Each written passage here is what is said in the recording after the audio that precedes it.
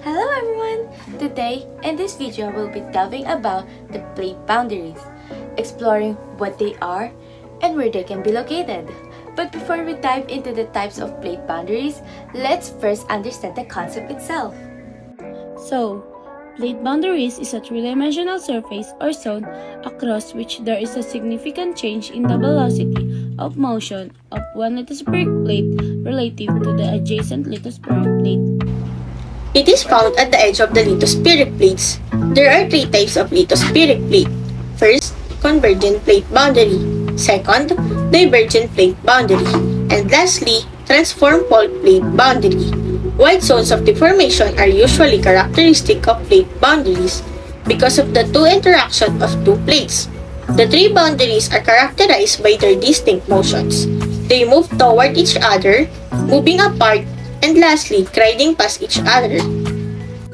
That's right. Thank you, Ms. Villarin and Ms. Manuel. So, plate boundaries is a three-dimensional surface where there is a significant change of velocity and it is found at the edge of the lithospheric plate. Ms. Quintal, would you like to tell us what is the three types of plate boundaries again? Now let's talk about the three types of plate boundary.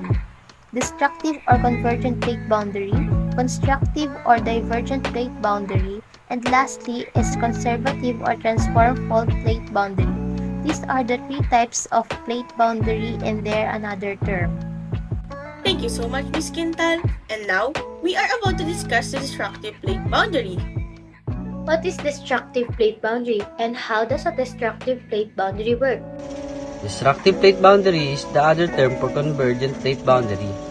Destructive plate boundary is where two plates goes toward each other. The other plate goes beneath the other plate, and the other plate is known as subduction. So, how does it work?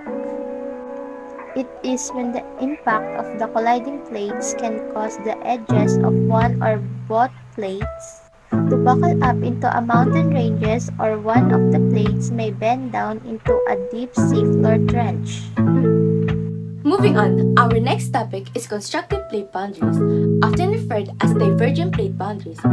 But what exactly is divergent plate boundaries? It is a type of boundaries where two tectonic plates move apart, leading to the formation of new crust as they create space between them. These movements can trigger earthquakes, particularly when magma rises up from the Earth's mantle and solidifies into a new oceanic plate crust. Last but not the least is transform fault boundary. And the last plate that we have is conservative plate boundaries, also known as transform fault plate boundary. This type of boundary has a movement of sliding each other or grinding each other. Despite that, this type of boundary doesn't generate new landforms but only cause earthquakes.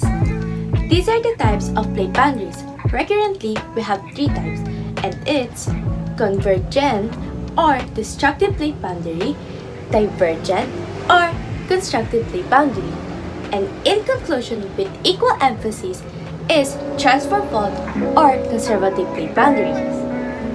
Thank you for watching this video about the types of plate boundaries. Thank you! Bye!